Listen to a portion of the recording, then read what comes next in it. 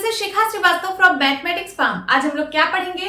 आज हम लोग कंपेयरिंग क्वांटिटीज पढ़ेंगे जो कि क्लास 8 का चैप्टर 7 है और ये मैं अपडेटेड एनसीईआरटी सिलेबस 2023 के अकॉर्डिंग आप लोगों को पढ़ाने वाली हूँ। इस चैप्टर में हम लोग काफी चीजें पढ़ने वाले हैं, ठीक है, काफी नई चीजें भी पढ़ेंगे, ठीक है। तो चलिए इसमें कंटेंट्स देख लेते हैं कि क्या क्या टॉपिक्स हम इसमें कवर करेंगे। So first is introduction of comparing quantities. Comparing quantities के बारे में हम लोग समझेंगे कि क्या है कंपेयरिंग क्वांटिटीज, ठीक है। देन सेकंड रेशियो, फिर प्रपोर्शन क्या होता है, परसेंटेज क्या है, कैसे हम परसेंटेज निकालते हैं, प्रॉफिट एंड लॉस के बारे में पढ़ेंगे, देन डिस्काउंट पढ़ेंगे, देन उसके बाद बहुत सारे टैक्सेस हैं जो गवर्नमेंट लेती है ना, जैसे sales tax, value added tax, goods and service tax, then last simple interest and compound interest. तो यहाँ पे इतने सारे टॉपिक्स हैं जो हम इस चैप्टर में करेंगे कवर, ठीक है। सो ये क्लास काफी इंटरेस्टिंग होने वाली है, प्लीज स्टूडेंट्स आप लोग स्किप मत करना, पूरा वीडियो अच्छे से देखना। ओके, तो चलिए क्लास स्टार्ट करते हैं। सो मीनिंग ऑफ कंपेयरिंग क्वांटिटीज। अब हम कंपेयरिंग क्वांटिटीज का मतलब समझते हैं। सो स्टूडेंट्स आप लोग अपनी डेली लाइफ में कुछ ना कुछ कंपैरिजन कर रहे होते हो। मैं आपकी क्लास की ही बात कर लूं तो आपका कोई मान लीजिए फ्रेंड है, सुनील उसका नाम है, तो आप सुनील से कंपैरिजन करते हो। क्या कंपैरिजन करते हो? अरे सुनील की हाइट मेरी हाइट से इतनी ज्यादा है, सुनील का वेट मेरे वेट से इतना कम है, सुनील मार्क्स मुझसे ज्यादा अच्छे पाता है, ठीक है, सुनील गाड़ी मुझसे ज्यादा स्पीड में चलाता है। तो ये क्या है? ये आप कंपैरिजन कर रहे होते हो, ठीक है। यही है कंपेयरिंग क्वांटिटीज। बट आप एक चीज ध्यान रखना कि कंपेयरिंग क्वांटिटीज में हमेशा टू सेम क्वांटिटीज का ही कंपैरिजन किया जाता है। तो यहां पे मैं लिख देती हूं, we can only compare to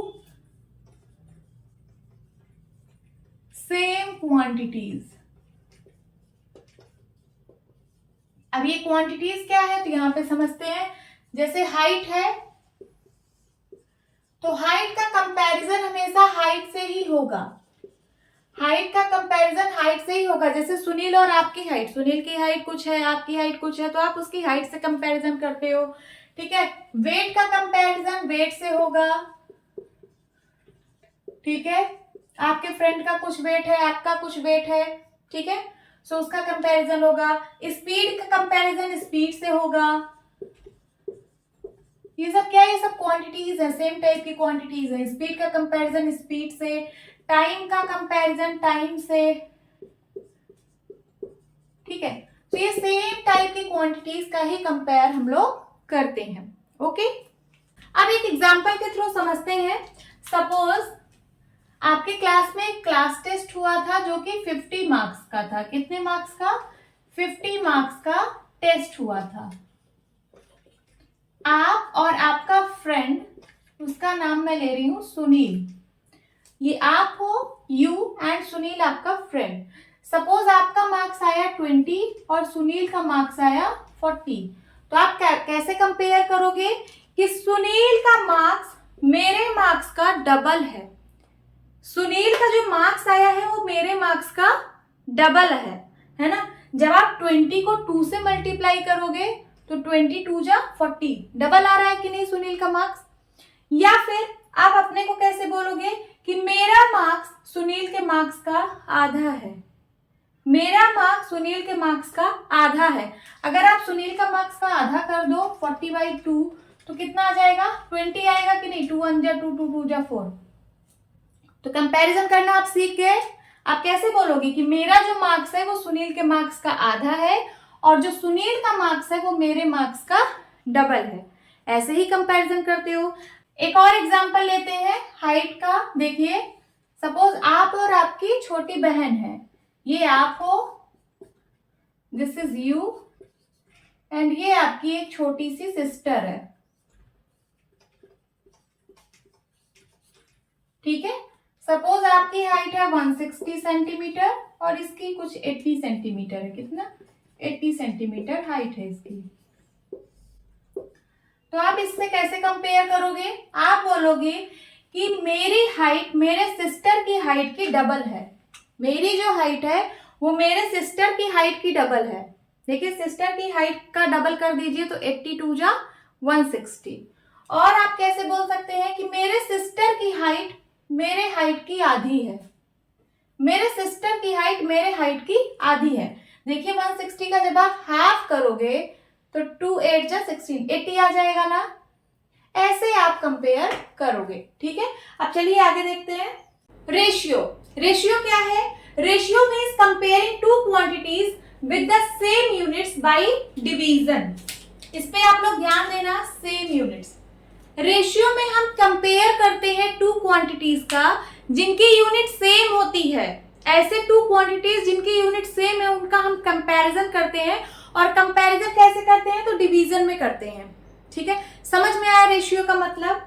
आगे देखिए, the mathematical symbol use to denote ratio is ये। रेशियो के लिए हम मैथमेटिकल सिंबल ये यूज करते हैं, और इसको हम पढ़ते कैसे हैं? तो इसको हम पढ़ते हैं इस टू, इस टू। ये जो सिंबल है इसको हम लोग रीड करते हैं इस टू। एग्जाम्पल देखिए, जैसे लिखा है 4:5, ठीक है। सो 4:5 रीड एज 4:5। इसको हम लोग क्या बोलेंगे? इस टू बोलेंगे, 4:5। अब यहां देखिए 4:5 इज इक्वल टू होगा 4/5। 4:5 मीन्स 4/5, और ये जो फर्स्ट नंबर है मीन्स जो न्यूमरेटर वाला है उसको हम लोग एंटीसीडेंट बोलते हैं, और जो डिनोमिनेटर में नंबर लिखा है उसको हम लोग कॉन्सिक्वेंट बोलते हैं। मीन्स इस टू के पहले वाले नंबर को हम लोग एंटीसीडेंट बोलते हैं, और बाद वाले नंबर को हम लोग कॉन्सिक्वेंट बोलते हैं। समझ में आया?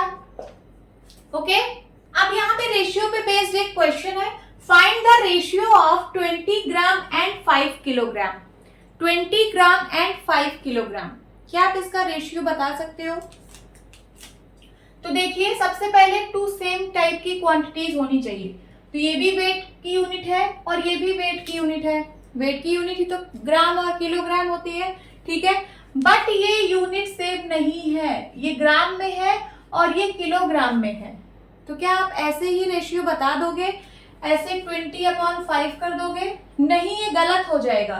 हमने रेशियो की डिफिनेशन में पढ़ा था कि यूनिट सेम होनी चाहिए, तो सबसे पहले हम यूनिट सेम बनाएंगे। तो ये किलोग्राम में है, या तो आप इसको ग्राम में चेंज कर दीजिए, या तो ये ग्राम में है आप इसको किलोग्राम में चेंज कर दीजिए, ठीक है। तो मैं किलोग्राम को ग्राम में चेंज करूंगी। यहाँ देखिए 1 किलोग्राम इज इक्वल्स टू 1000 ग्राम होता है। तो 5 किलोग्राम में कितना ग्राम होगा? 5000 ग्राम होगा। ओके, अब आप रेशियो फाइंड कर सकते हो। देखिए यहाँ पे 20 ग्राम है और ये 5 किलोग्राम बराबर क्या आ गया? तो ये आ गया 5000 ग्राम। अब दोनों की यूनिट सेम हो गई है, अब हम रेशियो फाइंड आउट कर सकते हैं। तो चलिए, रेशियो इज इक्वल टू क्या हो जाएगा? 20 gram divide by 5000 gram.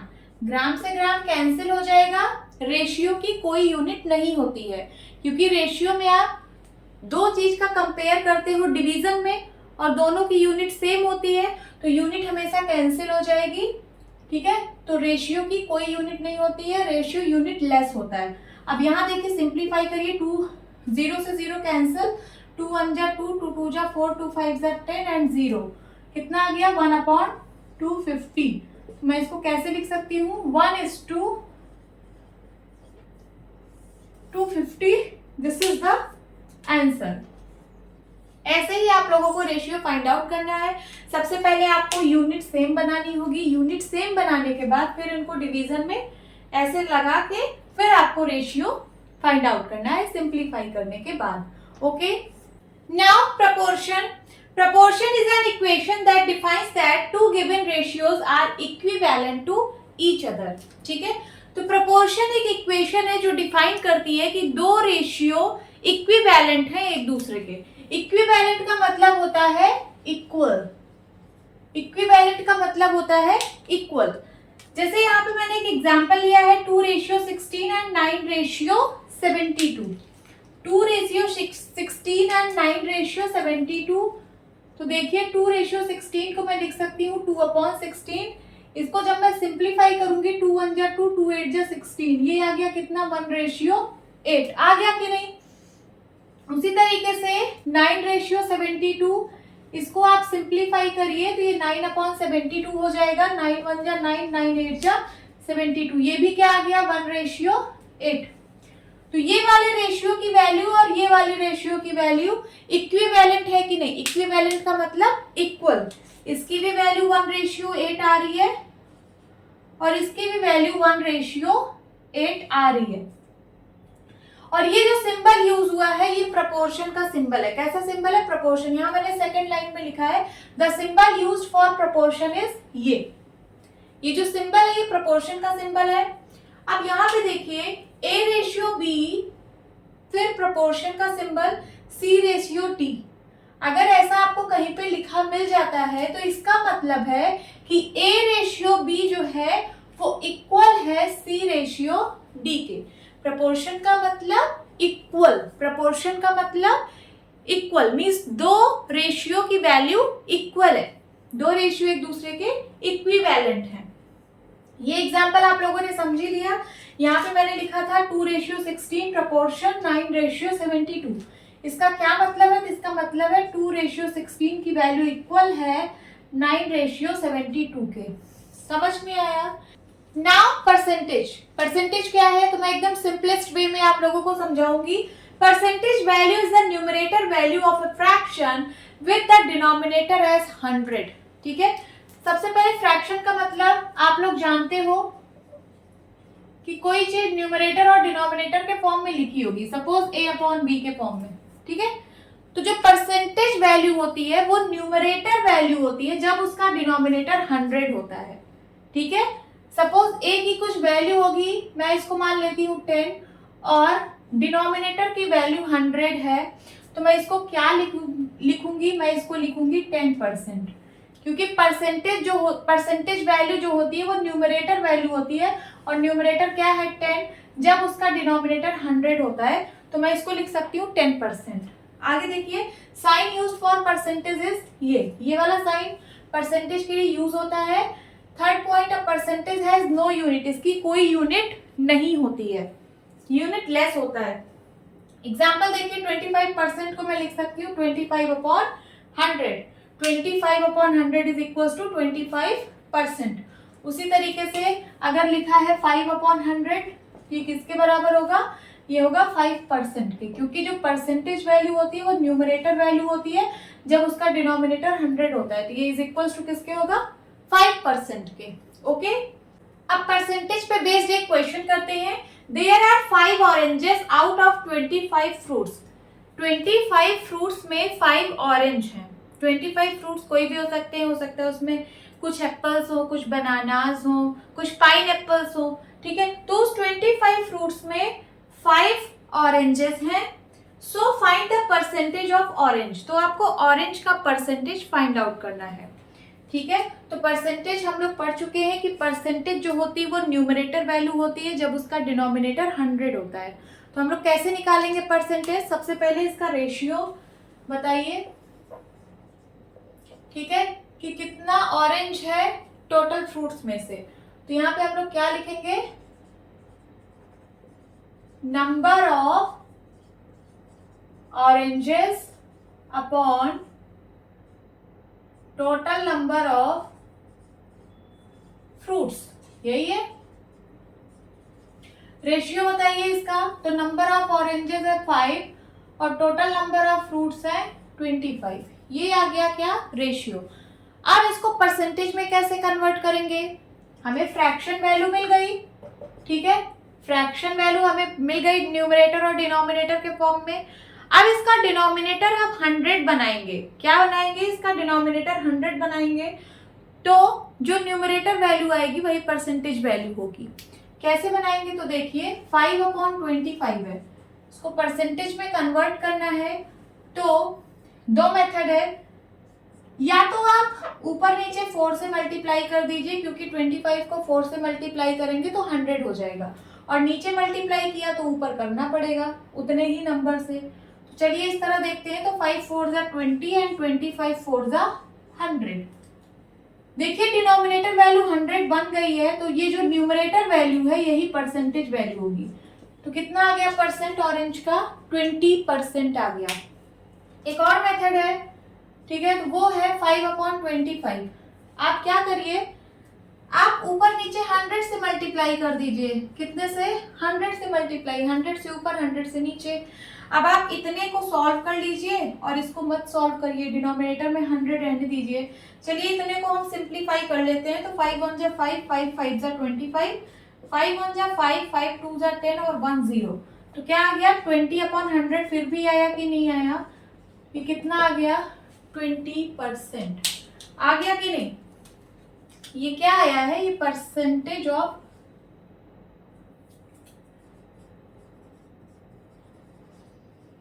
Orange है। ये ऑरेंज का परसेंटेज आ गया कितना? 20%। This is the answer. Percentage पे बेस्ड कुछ और क्वेश्चन करते हैं। Convert the ratio 3:5 to percentage. आपको रेशियो गिवन है 3:5, इसको आपको परसेंटेज में कन्वर्ट करना है। तो अभी हम लोगों ने सीखा कि आपको ratio means fraction value given है, इसको परसेंटेज में कैसे चेंज करेंगे। तो इसका डिनोमिनेटर आप 100 बना लीजिए, तो जो न्यूमरेटर वैल्यू आएगी वही परसेंटेज वैल्यू होगी। तो कितने से मल्टीप्लाई करें कि ये इसका डिनोमिनेटर 100 बन जाएगा? तो 5 को किससे मल्टीप्लाई करें? 20 से। अब नीचे 20 से मल्टीप्लाई किया तो ऊपर भी 20 से मल्टीप्लाई करना पड़ेगा। 23 जा 60 एंड 25 जा 100। तो कितना आ गया? 60%। समझ में आया? ये तो पहला तरीका हो गया। आप इस तरीके से भी सॉल्व कर सकते हो कि 3/5 इसको किससे मल्टीप्लाई करा दो? डायरेक्ट 100 से। सपोज आप वो नंबर नहीं फाइंड आउट कर पा रहे हो कि कौन सा ऐसा नंबर मल्टीप्लाई कराएं कि 100 हो जाए डिनोमिनेटर। सपोज आपको वो नंबर नहीं पता चल रहा है, तो आप सीधे 100 से मल्टीप्लाई करा दीजिए ऊपर नीचे। अब इतने को सॉल्व कर लीजिए, इसको छोड़ दीजिए, ठीक है। तो 5 1 जा 5, 5 2 जा 10, 20 आ गया। 23 जा 60/100 इज इक्वल टू 60%। जब आपको यहाँ का नंबर ना पता चले कि हम कौन सा नंबर मल्टीप्लाई कराएं कि डिनोमिनेटर 100 बन जाए, तो उस कंडीशन में आप ऊपर नीचे दोनों 100 से मल्टीप्लाई करा देना और फिर इतने को सॉल्व कर लेना। ये नीचे का एक 100 बचा रहे, ठीक है। सो जो वैल्यू आएगी वही परसेंटेज वैल्यू होगी। Now second question, express 85% as ratio. अभी तक आपको रेशियो में गिवन था, आपने परसेंटेज में चेंज किया। अब आपको परसेंटेज में गिवन है, आपको इसको रेशियो में कन्वर्ट करना है। तो कैसे करेंगे? 85% मीन्स 85/100। समझ में आ रहा है कि नहीं? 85% मीन्स 85/100। सिंप्लीफाई कर लीजिए तो 5 से डिवाइड होगा। 5 1 जा 5, कैरी आया 3, बन गया 35, 5 7 जा 35, 5 2 जा 10 एंड 0। कितना आ गया? 17/20। इसको मैं लिख सकती हूँ 17/20। दोनों क्वेश्चन समझ में आ गए कि रेशियो को परसेंटेज में कैसे कन्वर्ट करते हैं और परसेंटेज को रेशियो में कैसे कन्वर्ट करते हैं, ठीक है। Now finding increase and decrease percent. Increase and decrease percent पढ़ने से पहले हम कुछ बेसिक चीजें पढ़ लेते हैं कि किसी चीज का परसेंटेज कैसे फाइंड आउट करते हैं। जैसे यहाँ पे लिखा है 20% ऑफ 310, इसको आप लोग कैसे सॉल्व करते हो? तो 20% मीन्स 20/100, ऑफ का मतलब मल्टीप्लाई 310। 0 से 0 कट गया, 0 से 0 कट गया, कितना आ गया? 31 2 जा तो 2 1 जा 2, 2 3 जा 6, 62 आ गया ना, ठीक है। तो ये इसका आंसर है 20% ऑफ 310 का। एक और एग्जांपल समझते हैं। सपोज आपको लिखा है 30% ऑफ 440, इसको कैसे सॉल्व करेंगे? तो 30% मीन्स 30/100, ऑफ का मतलब मल्टीप्लाई 440। 0 से 0 कैंसिल, 0 से 0 कैंसिल, 3 4 जा 12, 12 का 2 कैरी आया 1, 3 4 जा 12, 12 1 13, कितना आ गया? 132, ठीक है। अगर ये आप लोगों को आता है तो चलिए आगे स्टार्ट करते हैं। इंक्रीज एंड डिक्रीज परसेंट, इस पर बेस्ड हम एक क्वेश्चन करेंगे।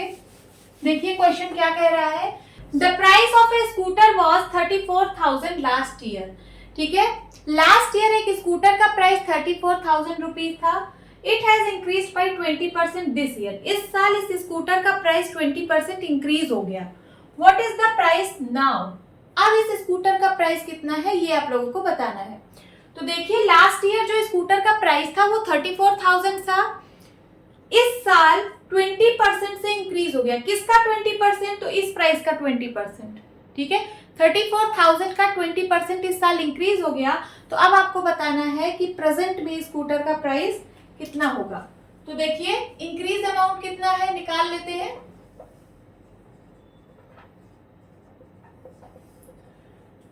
सो 20% ऑफ ₹34,000 समझ में आ रहा है। 20% इसी का तो बढ़ा, तो 20% ऑफ इसका निकाल लीजिए। 20/100 ऑफ का मतलब मल्टीप्लाई ₹34,000। जीरो से जीरो कैंसिल, जीरो से जीरो कैंसिल, सिंप्लीफाई करिए। अब सिंप्लीफाई नहीं होगा, डायरेक्ट मल्टीप्लाई होगा। सो कितना हो जाएगा? 34 2 जा 68 एंड 20। तो ये इंक्रीज अमाउंट है, मीन्स इस साल जो स्कूटर की प्राइस है वो इतनी बढ़ गई। तो अब बताइए कि स्कूटर की प्राइस कितनी हो गई। तो new price of scooter rupees, तो पहले फॉर्मूला लिखते हैं, old price plus increase amount. Old price plus increase amount. Old price कितना है? तो इतना है ₹34,000 and plus increase amount ₹6,800। Add कर दीजिए तो 34 और 6 कितना हो जाएगा? 40,800। ये स्कूटर की न्यू प्राइस होगी। अब यहीं पे अगर क्वेश्चन इंक्रीज की जगह डिक्रीज होता, क्या होता? डिक्रीज होता। सारा क्वेश्चन सेम है, बस इंक्रीज की जगह डिक्रीज है। ठीक है, लास्ट ईयर स्कूटर की प्राइस थी 34,000, इस साल 20% से उसकी प्राइस डिक्रीज हो गई। तो अब बताइए कि स्कूटर की प्राइस कितनी है। ठीक है, समझ में आया क्वेश्चन। तो 20% किसका डिक्रीज हुई? इस अमाउंट का 20% इस साल डिक्रीज हो गई। तो चलिए डिक्रीज अमाउंट निकाल लेते हैं। Decrease amount is equals to 20% of ₹34,000। इसको मैंने सॉल्व किया है यहाँ पे, तो आया है ₹6,800। इतने अमाउंट से डिक्रीज हो गया स्कूटर की प्राइस इस साल। ठीक है, तो न्यू प्राइस बताइए अब स्कूटर की कितनी है। New price, so old price minus decrease amount. Decrease amount समझ में आ रहा होगा। ठीक है, ओल्ड प्राइस कितनी थी? तो ₹34,000। डिक्रीज कितना हुआ? तो ₹6,800। अब स्कूटर की प्राइस कितनी हो गई? तो 0 0 10 में से 8 गया 2, 13 में से 6 गया 7 एंड 2, तो ₹27,200 अब स्कूटर की प्राइस हो जाएगी इस साल। समझ में आया। ऐसे ही हम इंक्रीज और डिक्रीज परसेंट पे बेस्ड क्वेश्चन सॉल्व करेंगे। Now profit and loss. Profit and loss पढ़ने से पहले हम पढ़ेंगे cost price and selling price. Cost price को शॉर्टकट में सीपी बोलते हैं एंड सेलिंग प्राइस को एसपी बोलते हैं। तो क्या होता है cost price? The amount at which an article is bought is called its cost price. ठीक है, वो अमाउंट जिस पर कोई आर्टिकल खरीदा जाता है उसको हम लोग कॉस्ट प्राइस बोलते हैं। ठीक है, एक शॉपकीपर है, शॉपकीपर के पास बहुत सारे आइटम्स होते हैं, वो आइटम्स वो कहीं और से खरीदता है। ठीक है, शॉपकीपर जो आइटम रखे रहता है वो कहीं और से खरीदता है ना। तो वो जहां से भी खरीदता है, जितने अमाउंट में खरीदता है, उस अमाउंट को हम लोग कॉस्ट प्राइस बोलते हैं। मैं एक आइटम की बात कर रही हूँ, सपोज जीन्स है। क्या है? जीन्स। शॉपकीपर के पास एक जीन्स है जिसकी प्राइस है 2000। कितनी है? 2000 रुपीज। तो ये क्या है? ये सीपी है। ये क्या है? सीपी है। अब सेलिंग प्राइस क्या होता है? तो the amount at which an article is sold is called its selling price. अब इस शॉप पे कोई कस्टमर आया है इस जीन्स को खरीदने। ठीक है, इस शॉप पे कोई कस्टमर आया है इस जीन्स को खरीदने, तो क्या शॉपकीपर उसको 2000 का ही दे देगा? नहीं, 2000 का नहीं देगा, उससे कुछ ज्यादा में देगा, क्योंकि शॉपकीपर हमेशा कुछ फायदा कमाना चाहेगा। तो अगर उसकी कॉस्ट प्राइस मीन्स वो जितने में खरीदा है जीन्स उससे तो कुछ ज्यादा में ही बेचेगा। सपोज उसने 2200 का जीन्स बेच दिया उस कस्टमर को, तो ये जो प्राइस है इसको हम लोग बोलते हैं सेलिंग प्राइस। तो वही चीज यहाँ पे लिखा है कि the amount at which an article is sold, वो अमाउंट जिस पर कोई आर्टिकल बेचा जाता है उसको हम लोग बोलते हैं सेलिंग प्राइस। समझ में आ रहा है? This is SP. जीन्स की कॉस्ट प्राइस थी मीन्स उस शॉपकीपर ने जहां से भी वो सामान खरीदा था उसने 2000 का खरीदा था, और मैं वो जीन्स खरीदने गई तो मुझे उसने 2200 में दिया, तो ये क्या है? सेलिंग प्राइस है। अब प्रॉफिट और लॉस क्या होता है? तो सबसे पहले प्रॉफिट पढ़ते हैं। प्रॉफिट को हम लोग गेन भी बोलते हैं। गेन का मतलब भी प्रॉफिट ही होता है, चाहे आप प्रॉफिट बोलिए चाहे आप गेन बोलिए, ठीक है। सो प्रॉफिट अच्छा कब होगा? तो प्रॉफिट तब होगा जब सेलिंग प्राइस की वैल्यू बड़ी होगी कॉस्ट प्राइस की वैल्यू से। समझ पा रहे हैं कि नहीं? जब सेलिंग प्राइस की वैल्यू बड़ी होगी कॉस्ट प्राइस से तभी तो शॉपकीपर को प्रॉफिट होगा। देखिए, शॉपकीपर ने 2000 का जीन्स लाया था, अगर वो 2200 का बेच रहा है तभी तो उसको प्रॉफिट हो रहा है। कितने का प्रॉफिट हो रहा है? 200 का। कैसे निकाला आप लोगों ने? तो सेलिंग प्राइस में से कॉस्ट प्राइस को माइनस कर दिया। तो वही मैंने यहाँ पे लिखा है कि प्रॉफिट तभी होता है जब सेलिंग प्राइस की वैल्यू ग्रेटर होती है कॉस्ट प्राइस की वैल्यू से। SP is greater than CP, then there is a gain, तब प्रॉफिट होता है। क्या होता है? प्रॉफिट होता है। और प्रॉफिट का फॉर्मूला क्या हो जाएगा? Selling price minus cost price. Selling price में से कॉस्ट प्राइस माइनस कर दीजिए। यहाँ पे देखिए 200 का प्रॉफिट हुआ है उस शॉपकीपर को। आगे देखिए लॉस क्या होता है? तो when selling price is less than cost price, जब सेलिंग प्राइस की वैल्यू कॉस्ट प्राइस से कम हो तब लॉस हो जाएगा शॉपकीपर को। देखिए सपोज वो तो जीन्स 2000 की कहीं से खरीद के लाया है, अब मैं गई जीन्स लेने, अगर वो मुझे 1800 की जीन्स दे दे, कितने की? 1800 की जीन्स दे दे, तो ये सेलिंग प्राइस होगा। तो बताइए उस दुकानदार को लॉस हुआ कि नहीं हुआ? कितने का लॉस हुआ? 200 का लॉस हुआ। कैसे निकाला आप लोगों ने? तो cost price minus selling price किया। अब की बार इस वाले प्राइस से इस वाले प्राइस को सब्ट्रैक्ट किया गया। तो लॉस कब होता है? जब सेलिंग प्राइस की वैल्यू कम होती है कॉस्ट प्राइस से, तब इस केस में लॉस होता है, और लॉस का फॉर्मूला होगा cost price minus selling price. समझ में आ रहा है? अब यहाँ पे एक बहुत इंपॉर्टेंट पॉइंट लिखा है, ये पॉइंट आप लोग ध्यान से समझना। अगर ये पॉइंट समझ गए तो आपको फॉर्मूला लर्न करने की जरूरत नहीं है। क्या है ये point? Profit and loss is always on cost price. जो प्रॉफिट और लॉस होता है वो हमेशा कॉस्ट प्राइस पर होता है। जैसे यहाँ देखिए कॉस्ट प्राइस था 2000 और सेलिंग प्राइस है 2200। उस दुकानदार ने 2000 में वो जीन्स खरीदी और 2200 में वो जीन्स बेची, तो आप कैसे पता कर पा रहे हो कि प्रॉफिट हुआ है लॉस हुआ? तो आप कहाँ से कंपेयर कर रहे हो? कॉस्ट प्राइस से। कॉस्ट प्राइस थी 2000, ठीक है, सेलिंग प्राइस हो गई कितनी? 2200, तो कॉस्ट प्राइस में कितना और बढ़ गया? 200, तो उसको 200 का प्रॉफिट हुआ। तो वो कहाँ से कंपेयर कर रहा है? इस 2000 से कंपेयर कर रहा है ना, कि 2000 में 200 और बढ़ गया। उसी तरीके से जब कॉस्ट प्राइस 2000 है और सेलिंग प्राइस 1800 है, तब लॉस हो रहा है। कैसे? आप कहाँ से कंपेयर कर रहे हो? तो आप यहाँ से कंपेयर कर रहे हो कि 2000 का मैंने खरीदा था और 1800 का मैं बेच रही हूँ, मीन्स 200 की कमी आ गई। किस में कमी आ गई? इस कॉस्ट प्राइस में कमी आ गई ना, तभी तो हमको लॉस हुआ है। तो प्रॉफिट और लॉस जो होता है वो हमेशा कॉस्ट प्राइस पर होता है। अब इस टॉपिक में इतने सारे फॉर्मूले हैं, आप चाहे तो सारे फॉर्मूले लर्न कर सकते हैं। इस फॉर्मूले का यूज करके आप जो भी पूछा रहे आप उसकी वैल्यू निकाल सकते हैं। बट मैं सजेस्ट करूंगी कि आप फॉर्मूला मत लर्न करिए, बस वो जो पॉइंट मैंने लास्ट में लिखाया था वो पॉइंट अपने माइंड में रखिए। बाकी आपको फॉर्मूला लर्न करने की जरूरत नहीं है, फॉर्मूला अपने आप बन जाएगा, ठीक है। वो क्या पॉइंट था कि प्रॉफिट और लॉस जो होता है वो हमेशा कॉस्ट प्राइस पर होता है, बस आपको यही लर्न करने की जरूरत है। अब यहाँ देखिए, ये तो आपको पता ही होगा कि profit is equal to selling price minus cost price होता है। देखिए उस जीन्स का एग्जांपल मैंने लिया था ना, उस जीन्स को शॉपकीपर ने 2000 का खरीदा था, अगर उसने 2200 का बेचा तो उसको प्रॉफिट हुआ।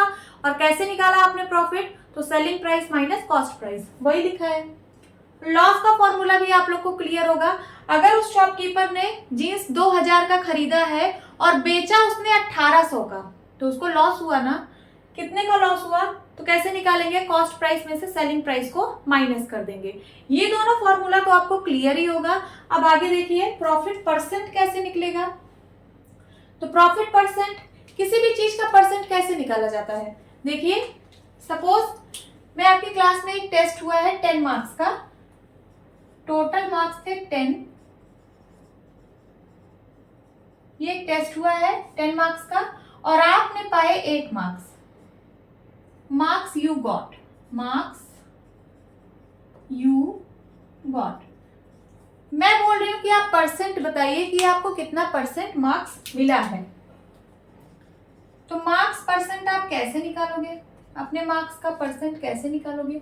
तो marks you got, marks you got upon total marks into 100%। ऐसे ही तो निकालते हो परसेंट, निकालते हो कि नहीं।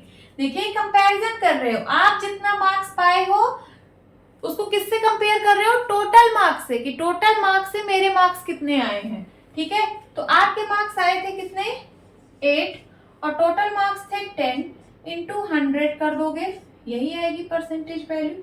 सॉल्व करिए, 10 से 10 कैंसिल, 10 8 जा 80, तो आपके 80% मार्क्स आए। ऐसे ही परसेंटेज निकालते हो। तो इसी तरीके से हम प्रॉफिट परसेंट और लॉस परसेंट भी निकालते हैं। प्रॉफिट परसेंट कैसे निकलेगा, तो प्रॉफिट अपॉन कॉस्ट प्राइस। ठीक है, मैंने बताया था ना कि प्रॉफिट और लॉस जो होता है वो हमेशा कॉस्ट प्राइस पर होता है, तो इसका कंपैरिजन हमेशा हम कॉस्ट प्राइस से करेंगे। ठीक है, तो profit percent is equal to जितना प्रॉफिट हुआ divide by cost price into 100%, and loss percent is equal to loss upon cost price into 100%। यही आप 4 फॉर्मूला चाहे तो लर्न कर सकते हैं, बाकी ये तो बिल्कुल लर्न करने की जरूरत नहीं है, ये हम लोग अपने आप से बना लेंगे। ठीक है, अब चलिए क्वेश्चन सॉल्व करते हैं। Find the cost price when number 1 selling price is equal to ₹1176 and profit is equal to 12%, number 2 selling price is equal to ₹2644 and loss is equal to 4%। तो 1 बाय 1 सॉल्व करेंगे। First given data लिख लीजिए, selling price है ₹1176, profit percent में given है 12%, निकालना क्या है, कॉस्ट प्राइस।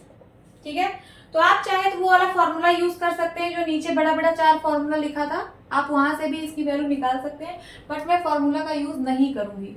ठीक है, मैं उस पॉइंट का यूज करूंगी जो मैंने नीचे लिखा था कि प्रॉफिट और लॉस हमेशा कॉस्ट प्राइस पर होता है। अब यहाँ देखिए 12% का प्रॉफिट हो रहा है, किस पर 12% का प्रॉफिट हो रहा है, तो कॉस्ट प्राइस पर होगा।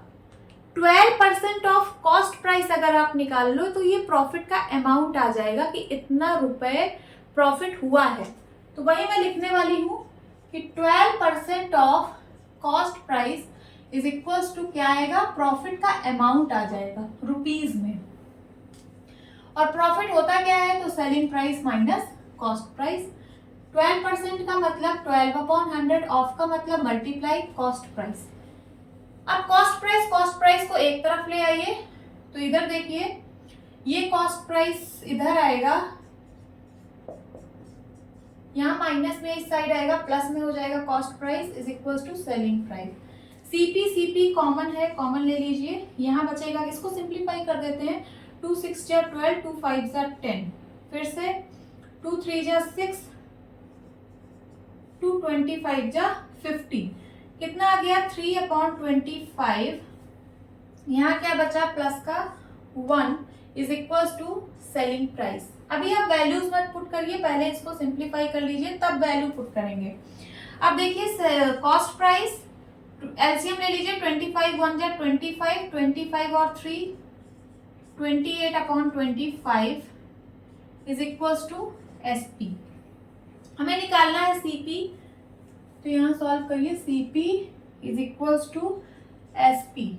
ये सीपी के ये जो है मल्टीप्लाई में है, ठीक है, ये 25 डिवाइड में है, इस साइड भेजेंगे तो ये मल्टीप्लाई में हो जाएगा और ये 28 इधर आएगा तो डिवाइड में।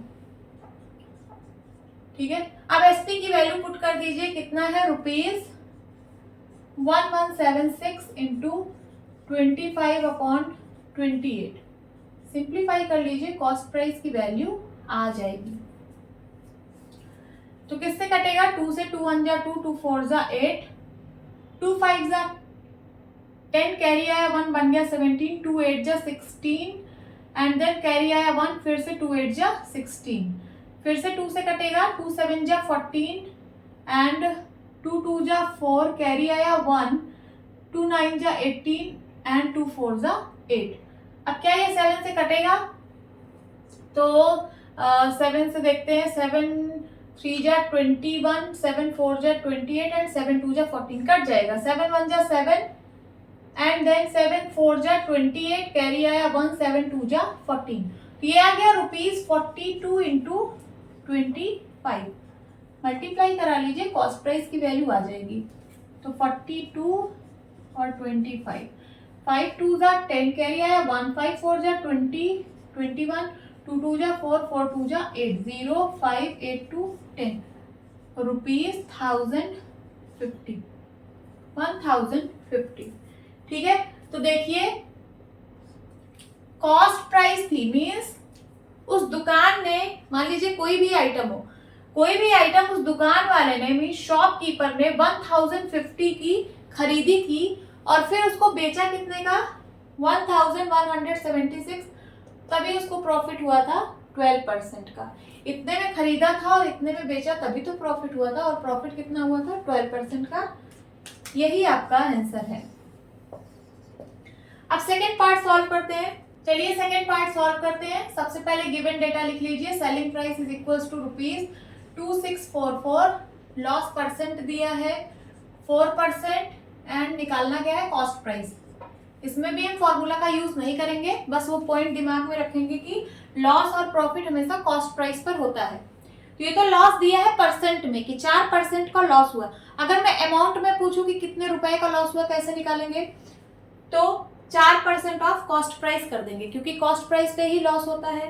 तो चलिए लिखते हैं 4% ऑफ कॉस्ट प्राइस। इसकी जो भी वैल्यू आएगी वो क्या आएगी? लॉस अमाउंट आएगा, मीन्स लॉस आएगा। और लॉस का फॉर्मूला आप लोग पढ़े हो, cost price minus selling price.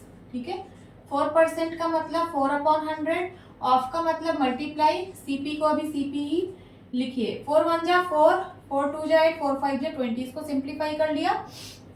यहाँ पे क्या आया? यहाँ पे आया CP/25 is equal to CP minus SP, यही आ रहा है। CP को एक साइड ले आइए, या फिर SP इधर माइनस में, SP को इस साइड ले आइए, तो SP प्लस में हो जाएगा। और यहाँ पे है CP, ये वाला टर्म इधर जाएगा तो माइनस में हो जाएगा CP/25। कॉमन ले लीजिए CP, तो यहाँ पे हो जाएगा 1 माइनस 1/25। समझ में आ रहा है? अब देखिए SP इज इक्वल टू हो गया CP, इसको एलसीएम लेके सॉल्व करिए। 25 1 जा 25, 25 में से 1 गया 24/25, कितना? 24/25। सो आपको निकालना क्या है? आपको CP की वैल्यू निकालनी है। तो CP की वैल्यू निकालनी है तो इन सबको इधर भेजना पड़ेगा। तो इधर SP है, ये 25 इधर डिवाइड में है, इस साइड आएगा मल्टीप्लाई में, और ये मल्टीप्लाई में है 24, इधर आएगा डिवाइड में। ठीक है, आप इसको इस तरीके से भी लिख सकते हो कि CP is equal to SP into 25/24 लिख सकते हो ना। अब वैल्यू पुट कर दीजिए। SP कितनी थी, कितना था? तो ₹2644 इंटू 25/24। सिंप्लीफाई करते हैं। 2 1 जा 2, 2 2 जा 4, 2 1 जा 2, 2 3 जा 6, 2 2 जा 4, 2 2 जा 4, फिर से 2 से 2 6 जा 12, 2 6 जा 12, 2 6 जा 12 एंड 2 1 जा 2। अब इससे ज्यादा नहीं कट रहा है तो मल्टीप्लाई करा लीजिए 661 और 25 का। 5 1 जा 5, 6 5 जा 30, 6 5 जा 30 एंड कैरी आया था 3, तो 33 हो जाएगा।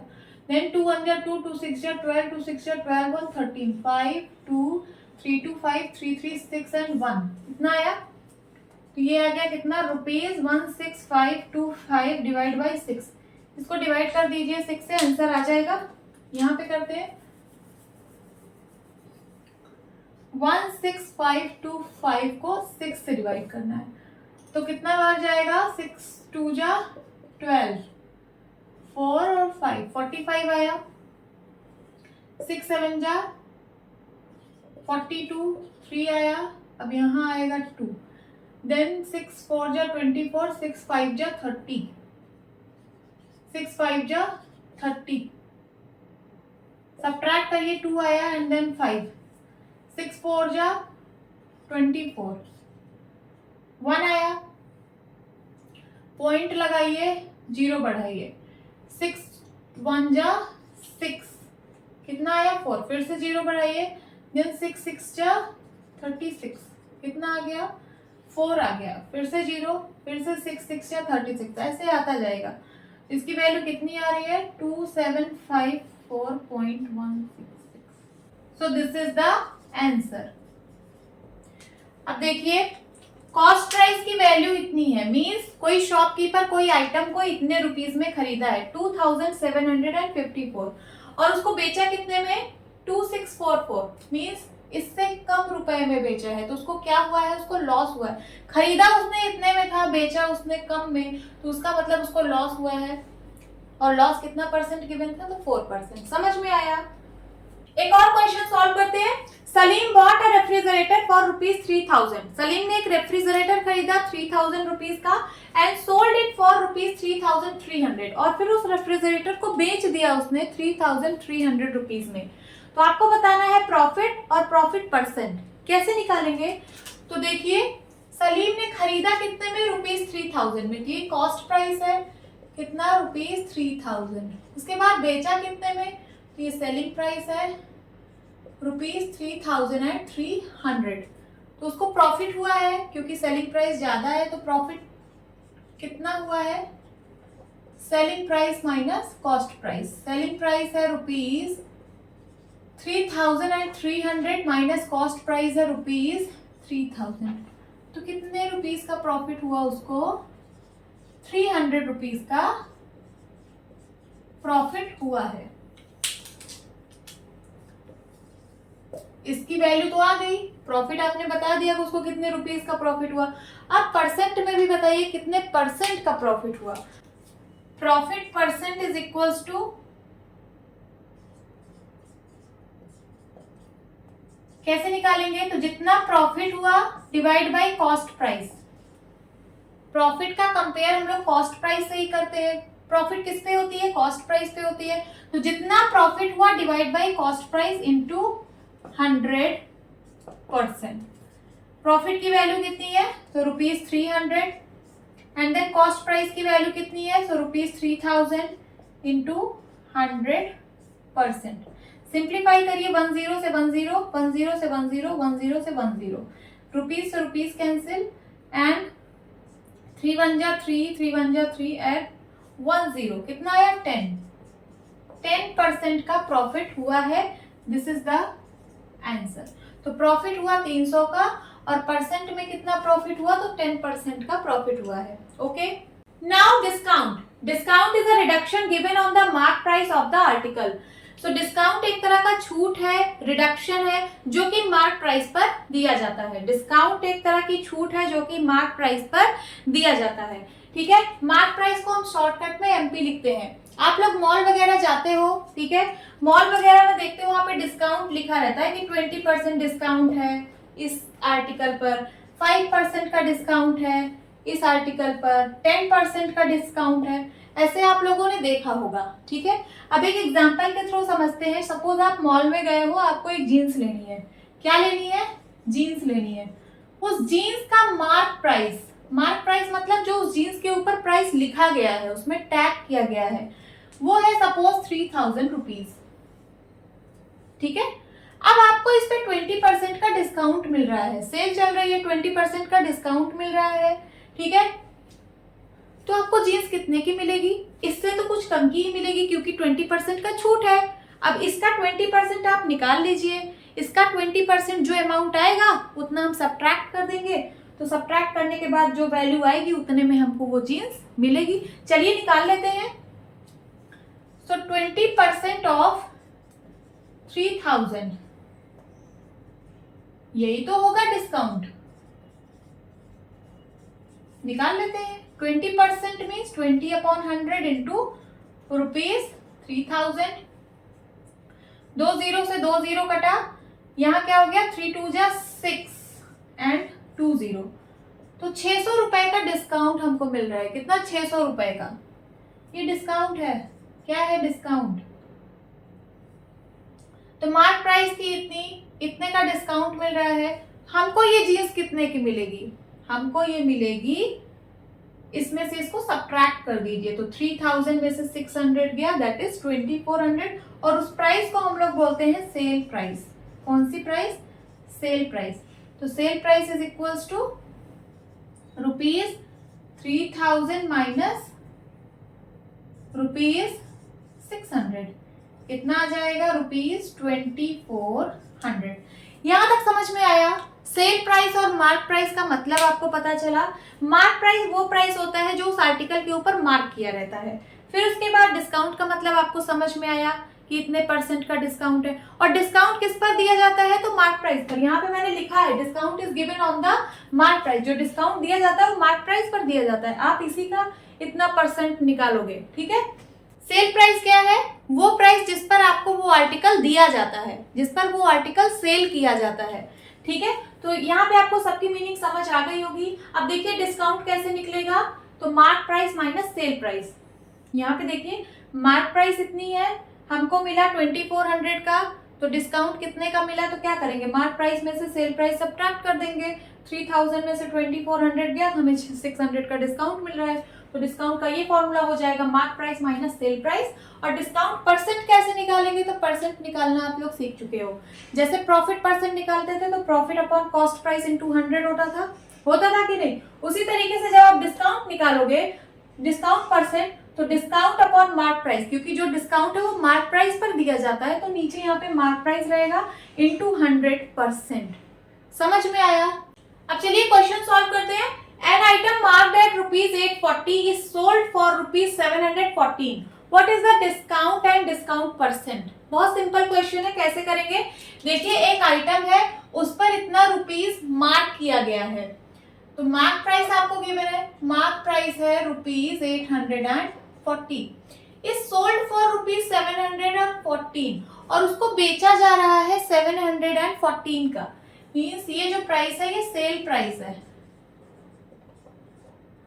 कितना है? रुपीज 714। आपको निकालना है डिस्काउंट और डिस्काउंट %। तो चलिए सबसे पहले डिस्काउंट निकाल लेते हैं। डिस्काउंट क्या होता है? Mark price minus sale price. बहुत सिंपल है। चलिए मार्क प्राइस कितना है? रुपीज 840, सेल प्राइस है रुपीज 714। 10 में से 4 गया 6, यहाँ है 3 में से 1 गया 2, एंड यहाँ है 8 में से 7 गया 1। सो रुपीज 126 का डिस्काउंट मिला। देखिए आइटम का मार्क प्राइस इतना था 840, और इसको बेचा जा रहा है 714 का, तो कुछ डिस्काउंट दिया जा रहा है ना। तो कितना डिस्काउंट दिया जा रहा है, इसमें से इसको सब्ट्रैक्ट कर दीजिए, दैट इज 126 रुपीज का आपको डिस्काउंट मिल रहा है यहाँ पर। अब डिस्काउंट % निकालना है, तो कैसे निकालेंगे? डिस्काउंट % निकालना आप लोग को आता है। ये हो जाएगा discount upon mark price into 100%। ठीक है।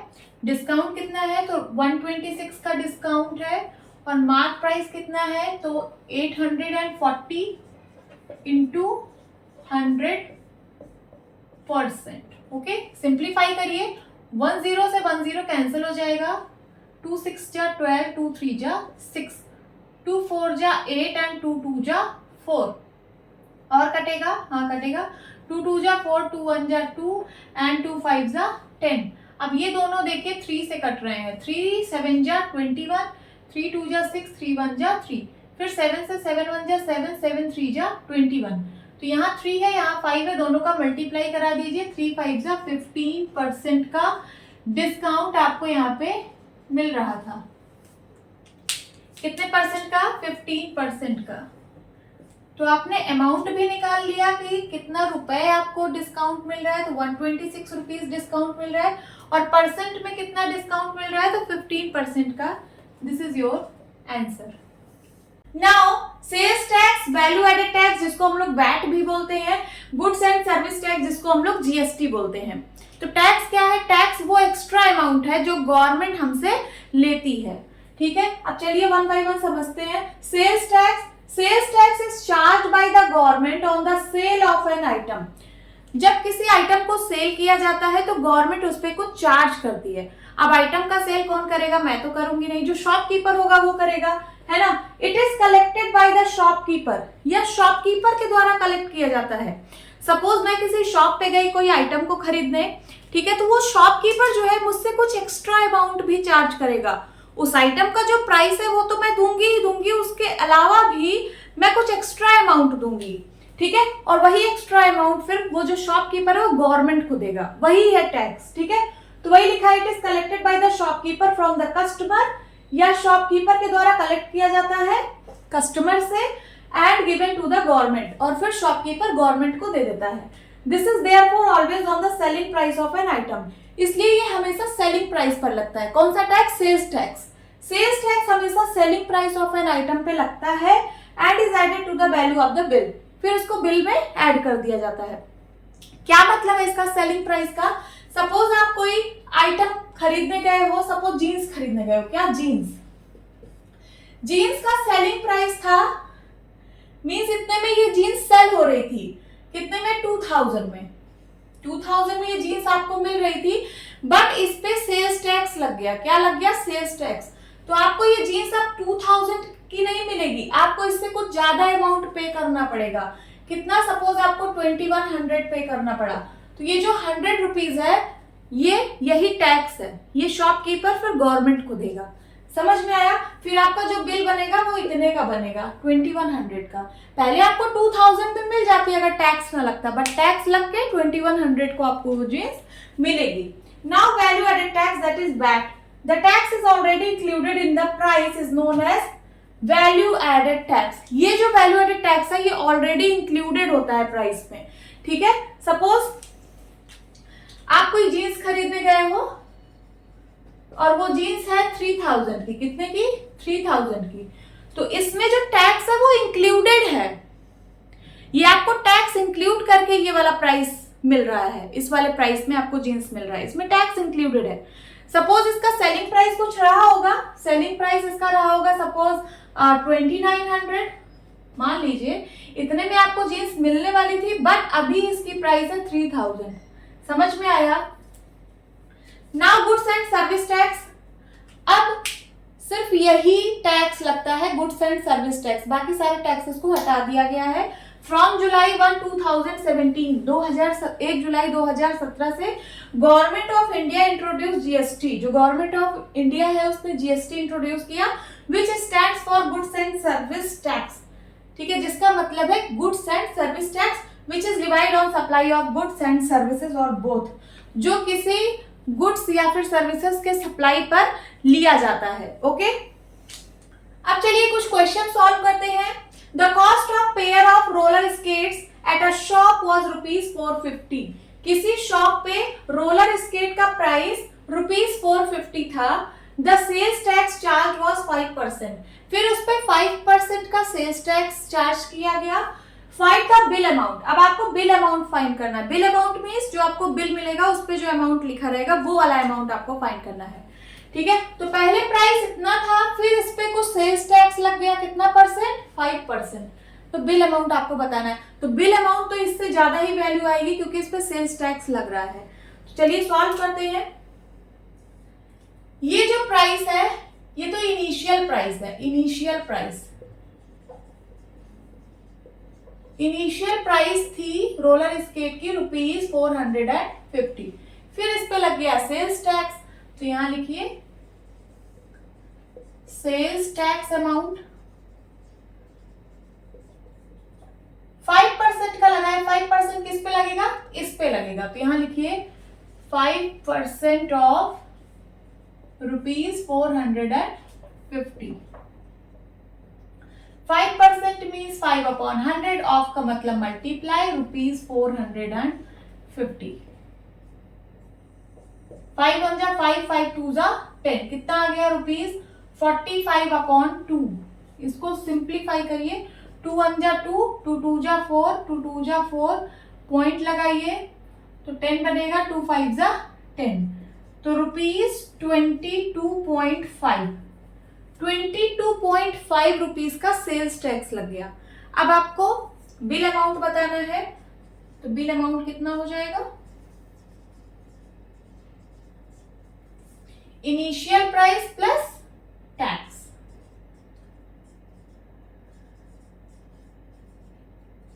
प्लस सेल्स टैक्स, ठीक है। इनिशियल प्राइस था ₹450 एंड सेल्स टैक्स है ₹22.5। ऐड करिए 450.0 एंड 22.5, 5 2 7 एंड 4, so ₹472.5। अब आपको जो रोलर स्केट है उसके लिए इतना पैसा आपको देना पड़ेगा, ठीक है। This is the answer. अगर इस पे टैक्स ना लगा होता तो आपको इतने का मिल रहा था 450 का, बट इस पे 5% का सेल्स टैक्स चार्ज किया गया, तब आपको बिल अमाउंट बताना था। अब आपको जो अमाउंट मीन्स जो बिल मिलेगा उस पे ये अमाउंट लिख के मिलेगा कि 472.5 रुपीज आपको देने हैं। Okay, next question. Salim bought an article for ₹784 which included GST of 12%. Salim ने एक आर्टिकल खरीदा ₹784 में जिसमें 12% का GST इंक्लूडेड है, ठीक है। सलीम ने मान लीजिए कोई आर्टिकल खरीदा है 784 में, तो उसमें 12% का GST इंक्लूडेड है, ठीक है। तो what is the price of the article before GST was added? तो आपको उस आर्टिकल का प्राइस बताना है जब GST को ऐड नहीं किया गया था। आपको वो प्राइस बताना है जब GST को ऐड नहीं किया गया था। तो आप बताइए वो जो प्राइस आएगी वो इस प्राइस से कम होगा कि नहीं? कम होगा, क्योंकि इसमें तो GST 12% ऐड हो चुका है। तो ऐड होने के पहले जो प्राइस होगा उस आर्टिकल का वो इससे तो कम आएगा, ठीक है। तो मैं इसको इनिशियल प्राइस बोल रही हूँ। जब GST नहीं ऐड किया गया था तब उस प्राइस को मैं इनिशियल प्राइस बोल रही हूँ। Let initial price of the article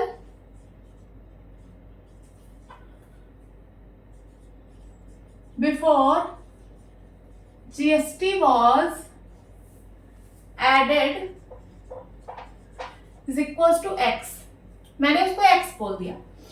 अब बताइए GST इसी पे लगेगी, इसी पे लगेगी नहीं, इनिशियल प्राइस पे GST लगेगी। तो 12% का GST लगा, तो यहां से हम GST अमाउंट निकाल लेते हैं। तो कितना हो जाएगा? 12% ऑफ X हो जाएगा कि नहीं? 12% ऑफ X हो जाएगा। और यही GST इक्वल होगी किसके? ये जो GST अमाउंट मैंने लिखा 12% ऑफ X, यही इक्वल्स टू किसके होगी? तो देखिए ये था आपका फाइनल प्राइस, मीन्स जिस प्राइस पे सलीम ने इसको खरीदा, ये है फाइनल प्राइस। और जब GST नहीं लगा था तो मैंने उसको बोला क्या? Initial price. तो क्या GST की वैल्यू होगी final price minus initial price, final price minus initial price. यही तो होगा, कुछ एक्स्ट्रा अमाउंट होगा कि नहीं भाई? उसको मान लीजिए 784 की उसने खरीदी, GST ऐड होने के पहले कुछ प्राइस उसका रहा होगा, सपोज उसका प्राइस रहा होगा 700। मान लीजिए कि GST ऐड होने के पहले उसका प्राइस 700 था, तो GST कैसे निकलेगी? तो फाइनल प्राइस में से इनिशियल प्राइस को सब्ट्रैक्ट करेंगे ना, 784 से 700 को सब्ट्रैक्ट करेंगे तब जाके 84 जो आएगा वही तो है GST। तो मैंने वही लिखा है, final price minus initial price. अब चलिए 12% of X is equal to final price कितना है? ₹784। इनिशियल प्राइस कितना है? तो मैंने उसको X बोल दिया है। इसी को सिंप्लीफाई कर लीजिए, आंसर आ जाएगा। हमें निकालनी X की वैल्यू है, X को एक साइड ले आइए। 12% मीन्स 12/100, ऑफ का मतलब मल्टीप्लाई X। ये माइनस का X इधर आएगा, प्लस का X हो जाएगा ₹784। X कॉमन ले लीजिए और इसको सिंप्लीफाई कर लीजिए। तो 2 किससे काटू? डायरेक्ट 4 से। 4 3 जा 12, 4 2 जा 8 एंड 4 5 जा 20। तो यहाँ x मैं कॉमन ले रही हूँ, तो अंदर बचा 3/25 प्लस 1 इज इक्वल्स टू ₹784। यहाँ पे एलसीएम ले लीजिए, तो 25 बन जाए 25, 25 में 3 ऐड करिए 28/25 होगा इज इक्वल्स टू ₹784। आपको निकालनी x की वैल्यू है, ये 28/25 इधर भेजना पड़ेगा, तो इधर है 784, 25 इधर आएगा मल्टीप्लाई में और 28 आएगा डिवाइड में। सिंप्लीफाई कर लीजिए, किससे डिविजिबल है तो 2 से, 2 1 जा 2, 2 4 जा 8, 2 3 जा 6, 2 9 जा 18, 2 2 जा 4, फिर से 2 से, 2 7 जा 14, 2 1 जा 2, कैरी आया 1 बन गया 19, 2 9 जा 18, कैरी आया 1 बन गया 12, 2 6 जा 12। अब 7 से कटेगा क्या, 7 1 जा 7, 7 2 जा 14, 14 के बाद 15 16 17 18 19 56, 7 8 जा 56 कट जाएगा, तो 7 1 जा 7, 7 2 जा 14, कैरी आया कितना 5 बन गया 56, 7 8 जा 56, 28 इंटू 25 मल्टीप्लाई कर लीजिए, 28 और 25 का मल्टीप्लाई, 8 5 जा 40, 4 5 2 जा 10, 10 4 14, 2 8 जा 16, 1 2 2 जा 4 1 5, 0 6 4 10 कैरी आया 1, 6 1 7 700। x की वैल्यू कितनी आ गई, ₹700। मैं यहां लिख देती हूँ x is equals to ₹700। This is your answer. अब क्वेश्चन का मतलब समझिए। तो सलीम ने इस आर्टिकल को 784 में खरीदा था, जिसमें 12% का जीएसटी इंक्लूड था। आपको वो वाला प्राइस बताना था जब जीएसटी को इंक्लूड नहीं किया गया था, तो वो वाला प्राइस कुछ कम आएगा इस प्राइस से, तो कितना आया 700। This is your answer. Okay, now simple interest and compound interest. Simple and compound interest पढ़ने से पहले हम कुछ बेसिक टर्म्स पढ़ेंगे, जैसे सम और प्रिंसिपल। प्रिंसिपल को ही हम लोग सम बोलते हैं। क्या होता है, the principal is the original amount borrowed for a loan. Principal जो होता है वो ओरिजिनल अमाउंट होता है जो आप बोरो करते हो लोन के लिए। बोरो में उधार लेना, आपको पैसे की जरूरत है, आपने कहीं से या फिर किसी से उधार लिया, ठीक है, तो वो जो ओरिजिनल अमाउंट आपने लिया वही क्या है, प्रिंसिपल है। या फिर the original amount you invested, या फिर प्रिंसिपल वो ओरिजिनल अमाउंट है जो आप कहीं पे इन्वेस्ट करते हो, ठीक है। अब आप कहां से बोरो करोगे और कहां पे इन्वेस्ट करोगे, तो वो इंस्टीट्यूशन बैंक हो सकता है, पोस्ट ऑफिस हो सकता है, या फिर कोई पर्सन हो सकता है। अगर मैं बैंक का एग्जांपल लूं, ठीक है, तो अमाउंट जो आप बोरो करते हो बैंक से आप कुछ अमाउंट बोरो करोगे, लोन लेना उसको बोलते हैं, ठीक है। तो जो लोन लेने के लिए आप जो अमाउंट बोरो करते हो वही क्या है, वही ओरिजिनल अमाउंट प्रिंसिपल कहलाता है। या फिर आपने बैंक में कुछ पैसे जमा कर दिए कुछ टाइम ऑफ पीरियड के लिए, ठीक है, तो जो ओरिजिनल अमाउंट आपने इन्वेस्ट किया है बैंक में वो क्या है, वो प्रिंसिपल है। आगे देखते हैं example, loan that you take from a bank is the principal. मैंने अभी बताया कि जो आप बैंक से लोन लेते हो वो क्या है, वो प्रिंसिपल है। या फिर original amount you invested in bank is the principal, ठीक है, वो ओरिजिनल अमाउंट जो आप इन्वेस्ट करते हो बैंक में वो क्या है, वो प्रिंसिपल है। Next, interest. Interest is the extra money paid by institutions like bank or post offices on money deposited या फिर kept with them, ठीक है। तो इंटरेस्ट क्या है, वो एक्स्ट्रा मनी है जो बैंक या फिर पोस्ट ऑफिस आपको देती है जब आप उसमें कुछ पैसे इन्वेस्ट करते हो। सपोज आपने बैंक में 10,000 इन्वेस्ट किया है, 10,000 आपने डिपॉजिट किया है 2 साल के लिए, तो आपको 2 साल बाद कुछ ज्यादा पैसे मिलेंगे, 10,000 से कुछ ज्यादा पैसे मिलेंगे। तो वो जो एक्स्ट्रा मनी है, वो जो एक्स्ट्रा मनी आपको मिलेगी वही क्या है, इंटरेस्ट है, और ये बैंक या फिर पोस्ट ऑफिस के द्वारा आपको मिलेगा। Interest is also paid by the people when they borrow money. अब इंटरेस्ट जो है वो पीपल के द्वारा भी पे किया जाता है, कब, जब आप बैंक से कुछ पैसे उधार लोगे, ठीक है। Now amount is the total money paid back at the end of the time period for which it was borrowed या फिर इन्वेस्टेड। क्या है अमाउंट, तो एक एग्जांपल के थ्रू समझते हैं। सपोज आपने बैंक में 10,000 जमा किया, ठीक है, 10,000 इन्वेस्ट किया, तो उसको हम लोग क्या बोलेंगे, प्रिंसिपल बोलेंगे कि नहीं? अभी हम लोगों ने देखा कि जो अमाउंट हम लोग इन्वेस्ट करते हैं वो प्रिंसिपल होता है। तो आपने इतना रुपए बैंक में डिपॉजिट किया, कितने टाइम पीरियड के लिए? सपोज 2 इयर्स के लिए, ठीक है। अब 2 साल बाद आपको जो पैसा मिलेगा, 2 साल बाद आपको जो पैसा मिलेगा वो होता है आपका अमाउंट।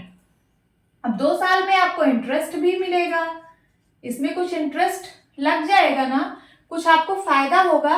मान लीजिए इसमें इंटरेस्ट लग गया 2 साल में 200 रुपीज का। कितना? 200 रुपीज का।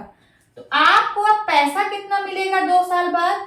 उसको हम लोग बोलते हैं अमाउंट। क्या बोलते हैं? अमाउंट। तो आपने जमा किया था 10,000, इंटरेस्ट आपको मिला 200, तो आपको कितना पैसा मिल गया? 10,200। यही होता है अमाउंट। तो अमाउंट इज इक्वल टू होता है प्रिंसिपल प्लस इंटरेस्ट। समझ में आया? अब इंटरेस्ट में हम लोग 2 तरह का इंटरेस्ट पढ़ेंगे, that is simple interest and compound interest, जो कि हमारा टॉपिक है। अब आगे पढ़ते हैं। Now simple interest. Simple interest is the interest charge on a borrowed money या फिर invested money where the principal amount will be fixed for a particular time period. अभी हम लोगों ने इंटरेस्ट पढ़ा था। इंटरेस्ट क्या होता है? तो इंटरेस्ट वो एक्स्ट्रा अमाउंट होता है जो आपको बैंक या फिर पोस्ट ऑफिस देती है जब आप उसमें कुछ पैसा इन्वेस्ट करते हो, या फिर आप देते हो जब आप बैंक या फिर पोस्ट ऑफिस से पैसा उधार लेते हो। समझ गए? अब सिंपल इंटरेस्ट क्या है? तो सिंपल इंटरेस्ट वहां लगता है जब आप जो अमाउंट जो आप बैंक में फिक्स कर रहे हो, जो आप बैंक में डिपॉजिट कर रहे हो, तो जो प्रिंसिपल है अगर वो आप किसी पर्टिकुलर टाइम पीरियड के लिए फिक्स कर रहे हो तब वहां पे सिंपल इंटरेस्ट लगता है। ठीक है, फॉर्मूला देख लेते हैं। एसआई का मतलब simple interest. SI is equal to होता है P2R into T upon 100। P क्या है? तो P प्रिंसिपल है। प्रिंसिपल का मतलब आप लोग जानते हो जो पैसा आप इन्वेस्ट कर रहे हो या फिर बोरो कर रहे हो। Then R is equal to rate of interest. ठीक है, रेट ऑफ इंटरेस्ट मीन्स कुछ 10% का इंटरेस्ट लग जाएगा या फिर 5% का पर एनम के हिसाब से। T है टाइम पीरियड, जो पैसा आप इन्वेस्ट कर रहे हो या फिर बोरो कर रहे हो, जितने टाइम पीरियड के लिए कर रहे हो वो है टाइम पीरियड। ठीक है, सपोज आप 2 साल के लिए कर रहे हो, 3 साल के लिए कर रहे हो। And then amount. Amount means जो आपको पैसा मिलेगा। जैसे आपने कुछ पैसा इन्वेस्ट किया बैंक में, सपोज 10,000, कितने साल के लिए? 3 साल के लिए जमा किया, उस पर रेट ऑफ इंटरेस्ट लगा 10%। ठीक है, तो 3 साल बाद जो पैसा आपको मिलेगा वो होगा अमाउंट। और अमाउंट निकलेगा कैसे? तो प्रिंसिपल जो पैसा आपने पे किया था, जमा किया था, प्लस जो इंटरेस्ट उस पर मिला। समझ में आया? एक एग्जांपल के थ्रू समझते हैं।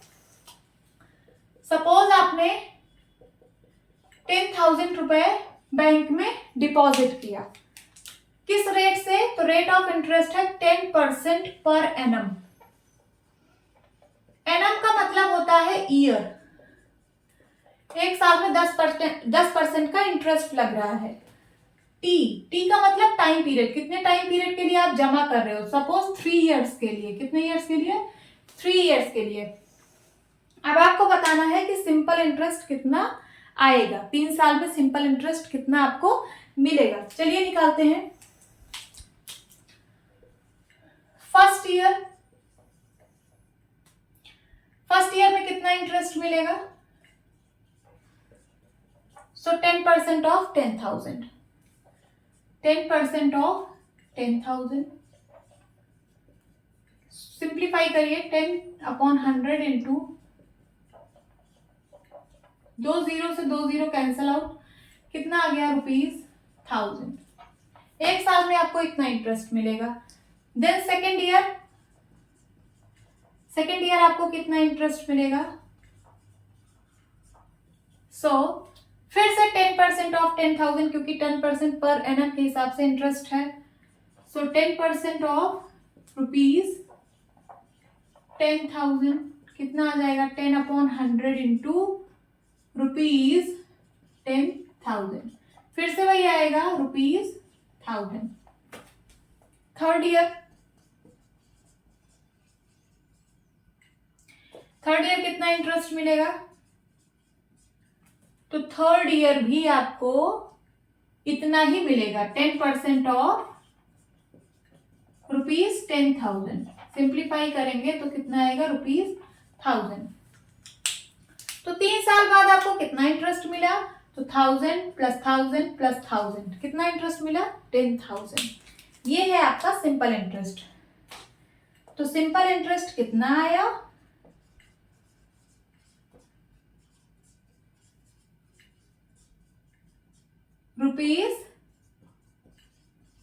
₹3000। समझ में आ रहा है? अगर आपसे अमाउंट पूछे कि अमाउंट बताइए कि 3 साल बाद आपको कितना अमाउंट मिलेगा, क्या आप निकाल सकते हो? तो अमाउंट इज इक्वल टू क्या होता है? Principal plus simple interest. Principal plus simple interest. तो कैसे निकलेगा? प्रिंसिपल था हमारा 10,000, सिंपल इंटरेस्ट आया कितना? ₹3000। तो कितना पैसा हुआ? ₹13,000। तो आपने बैंक में जमा किया था 10,000 रुपए 10% पर एनम के रेट से 3 साल के लिए। तो आपको 3 साल बाद जो पैसा मिलेगा वो कितना मिलेगा? 13,000 रुपीज मिलेगा। अब ये मैं फॉर्मूले से भी कर सकती थी। ये जो मैंने फर्स्ट ईयर का इंटरेस्ट निकाला, सेकेंड ईयर का, थर्ड ईयर का, मैं इसको चाहूं तो फॉर्मूले से भी कर सकती हूँ। कैसे? तो आप लोग यहाँ पे देखिए, मैंने यहाँ पे फॉर्मूला लिखाया है सिंपल इंटरेस्ट का। देखिए, सो सिंपल इंटरेस्ट आप डायरेक्ट निकाल सकते हो ये फॉर्मूला लगा के, P into R into T upon 100। Put कर दीजिए वैल्यूज, डायरेक्ट निकल के आ जाएगा। P की वैल्यू है ₹10,000, R की वैल्यू है 10, T की वैल्यू है 3 अपॉन 100। 2 जीरो से 2 जीरो कटा, आया कितना? 1000 इंटू 3 दैट इज ₹3000। आपको समझ में आ रहा है? तो आप एक एक साल का ना निकाल के डायरेक्ट फॉर्मूला अप्लाई करके सिंपल इंटरेस्ट की वैल्यू निकाल लेना। देन उसके बाद फिर आप अमाउंट निकाल सकते हो। Amount is equal to principal plus simple interest. तो अमाउंट कितना आ जाएगा? जो भी आपका आएगा। ओके, तो आई होप आप लोगों को सिंपल इंटरेस्ट अच्छे से समझ आया होगा। अब चलिए क्वेश्चन सॉल्व करते हैं। A sum of ₹10,000 is borrowed at a rate of interest 15% per annum for 2 years। ठीक है, 10,000 रुपए बोरो किया गया 15% पर एनम के रेट से 2 साल के लिए। Find the simple interest. आपको सिंपल इंटरेस्ट बताना है ऑन दिस सम।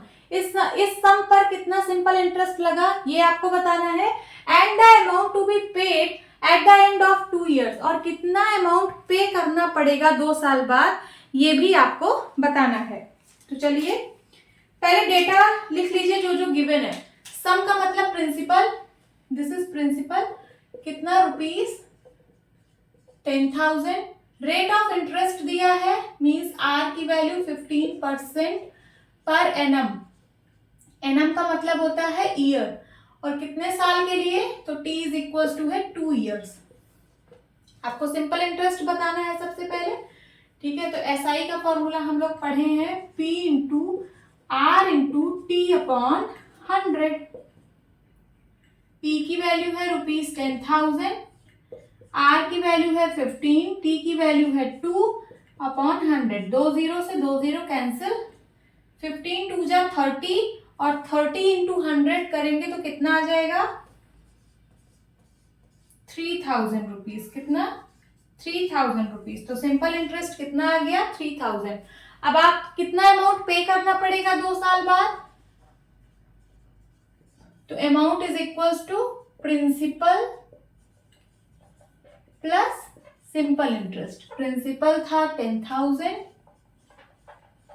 और इंटरेस्ट, सिंपल इंटरेस्ट कितना आया?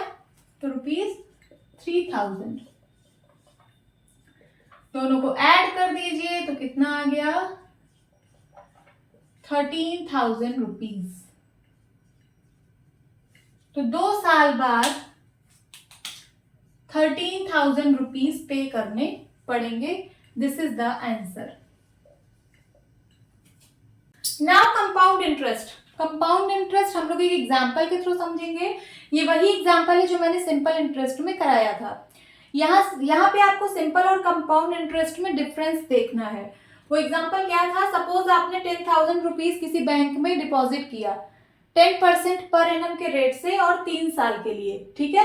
तो इसका मतलब है कि प्रिंसिपल है 10,000, रेट ऑफ इंटरेस्ट है 10% per annum and time period है 3 इयर्स।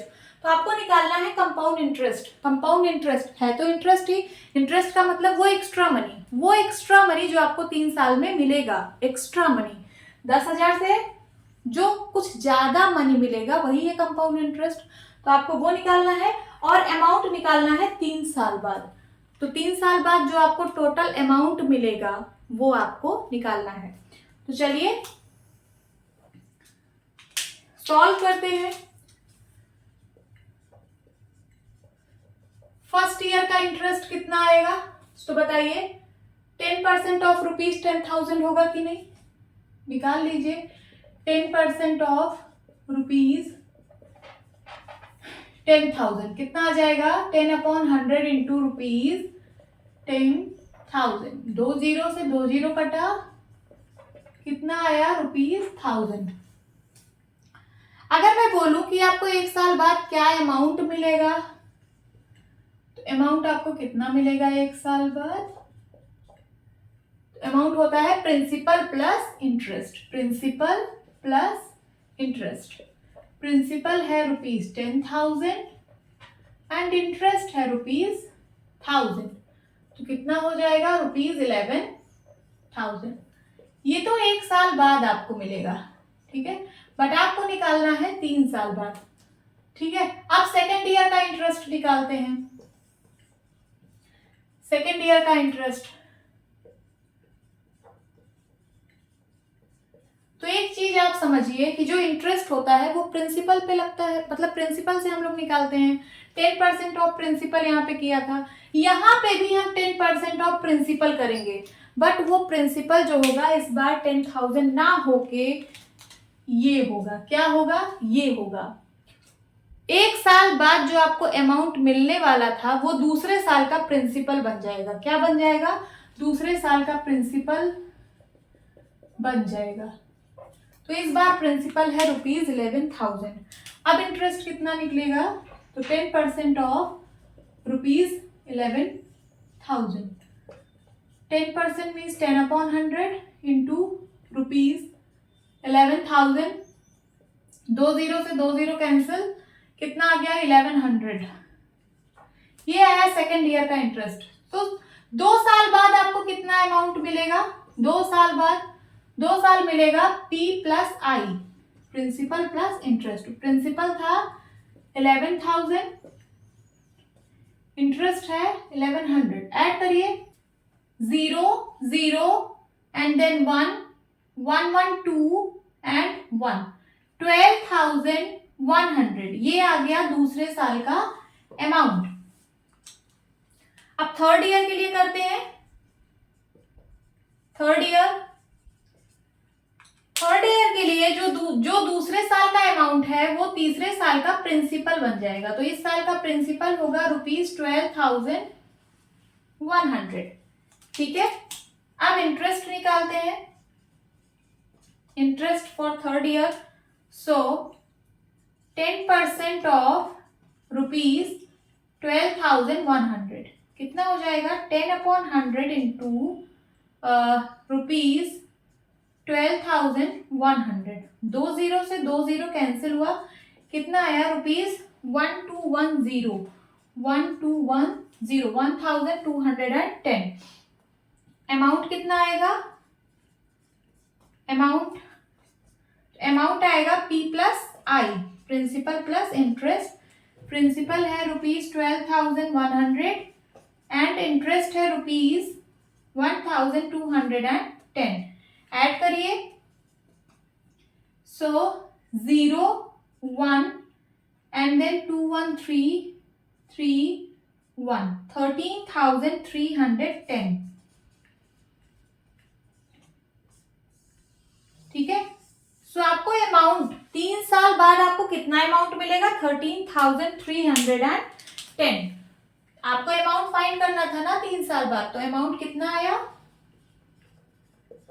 अमाउंट आफ्टर 3 ईयर कितना आया ₹13,310। आपने बैंक में जमा किया था 10,000, ठीक है, फिर उस पर 10% पर एनम का कंपाउंड इंटरेस्ट लगा, आपको 3 साल बाद मिलेगा 13,310। और इंटरेस्ट, कंपाउंड इंटरेस्ट कितना आया, तो चलिए तीनों साल का इंटरेस्ट ऐड कर दीजिए। फर्स्ट ईयर में इंटरेस्ट लगा था 1,000 रुपीज एंड सेकेंड ईयर में 1100 रुपीज, 1100 एंड थर्ड ईयर में प्लस रुपीज कितना है थर्ड ईयर में, तो 1210 ऐड करिए, सबको लिख लेते हैं 1000 01333310।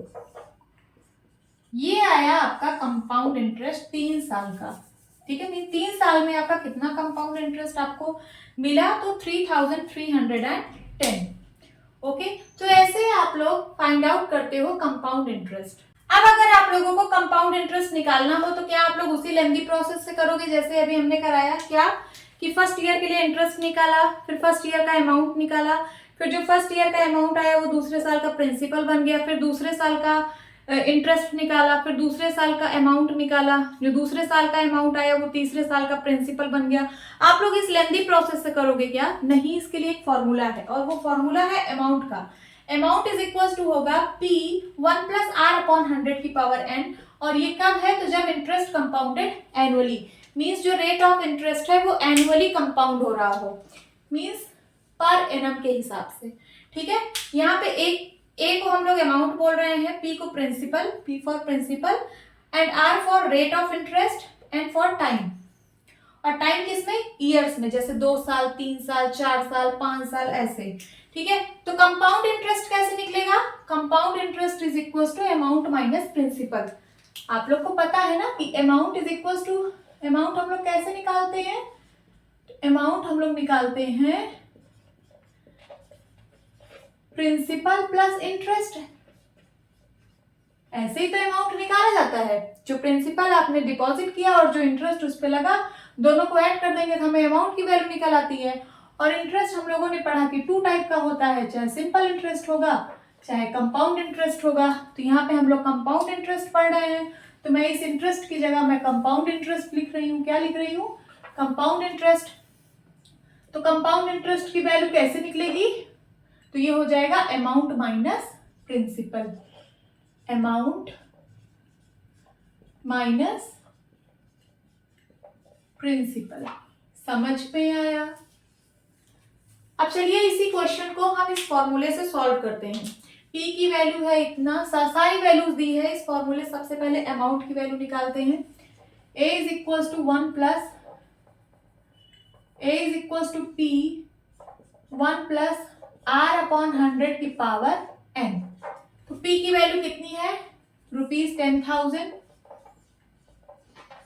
1 प्लस R की वैल्यू कितनी है, तो R की वैल्यू थी 10% per annum and upon 100, n की वैल्यू है 3 इयर्स, है ना। सो हो जाएगा ₹10,000। सिंप्लीफाई करिए, एलसीएम लीजिए, 10 1 जा 10, 10 1 11 इंटू 11/10 की पावर 3। 10,000 इंटू 11/10 की पावर 3 है, मीन्स 11/10 का 3 बार मल्टीप्लाई होगा, ठीक है। 1 2 3, 3 0 से 3 0 कैंसिल, 11 11 जा 121, फिर 11 का क्यूब आप लोगों ने पढ़ा होगा 1331, यही होता है। और एक 0 और है तो एक 0 और लगा दीजिए। तो अमाउंट कितना आ गया, अमाउंट आ गया आपका 13310, मीन 13,310। निकालना है कंपाउंड इंटरेस्ट, तो compound interest is equal to हो जाएगा amount minus principal, amount minus principal. Amount है हमारा कितना आया, ₹13,310 और प्रिंसिपल है ₹10,000, है ना। तो कितना आ जाएगा, सब्ट्रैक्ट करिए, 0 1 3 3 3310 सेम वैल्यू आ रही है कि नहीं? जो मैंने इतने लेंथी प्रोसेस से किया था उसमें भी कंपाउंड इंटरेस्ट इतना ही आया था, तीनों साल का मैंने ऐड कर दिया था ना इंटरेस्ट, तो इतना आया था। और यहाँ देखिए डायरेक्ट फॉर्मूले से आप लोग कर ले रहे हो, डायरेक्ट फॉर्मूले से अमाउंट निकाला, फिर CI is equal to amount minus principal किया, ये आ गया आपका आंसर। ओके, अब चलिए क्वेश्चन सॉल्व करते हैं। Find CI on ₹12,600 for 2 years at 10% per annum compounded annually. ये वर्ड बहुत इंपॉर्टेंट है क्योंकि जो अभी आप लोगों ने फॉर्मूला पढ़ा है अमाउंट का, वो तब है जब इंटरेस्ट इज कंपाउंडेड एनुअली, तो वही वाला फॉर्मूला लगेगा जो अभी आप लोगों ने पढ़ा। क्या क्या डेटा गिवन है पहले ये लिख लीजिए। प्रिंसिपल की वैल्यू दी है ₹12,600, टाइम दिया है 2 years and rate of interest है 10% पर एनम। ठीक है, समझ में आ रहा है? अब अमाउंट का फॉर्मूला पढ़ा है, when interest is compounded annually, A is equals to P when A is equals to P 1 plus R upon 100 की पावर n। ठीक है, P की वैल्यू है ₹12,600, 1 प्लस R की वैल्यू है 10 अपॉन 100, n की वैल्यू है 2। 1 0 से 1 0 कटा, ये हो गया 12,600, 10 1 जा 10, 10 प्लस 1 11, 11 अपॉन 10 का स्क्वायर, ₹12,600, 11 अपॉन 10 का स्क्वायर मतलब 11 अपॉन 10 इंटू 11 अपॉन 10। 2 0 से 2 0 कट गया, यहाँ आया ₹126 इंटू 11, 11 जा 121, 126 और 121 का मल्टीप्लाई कराइए।